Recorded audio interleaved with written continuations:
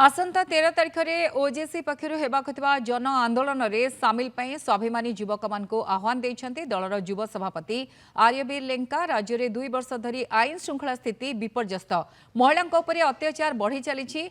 प्रथम अष्टम श्रेणी पाठ्य पुस्तक में 2000 अधिक भूल रही किंतु सरकार कौन पदक्षेप नेउना।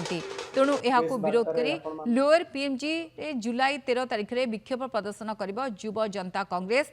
ए विक्षोभ में शह शह संख्यार युव जनता कांग्रेस कर्मी सामिल हेबे बोली आरजेबी सांबादिक सम्मेलन माध्यम सूचना देछंती। 2 वर्ष जो पूरी जाइए शासन काल भितर शिक्षा व्यवस्था, आईन श्रृंखला परिस्थिति, स्वास्थ्य व्यवस्था शासन काल पूरा विपर्यस्त हो डिपार्टमेंट मुख्यमंत्री पाखे थी आईन श्रृंखला विपर्यस्त।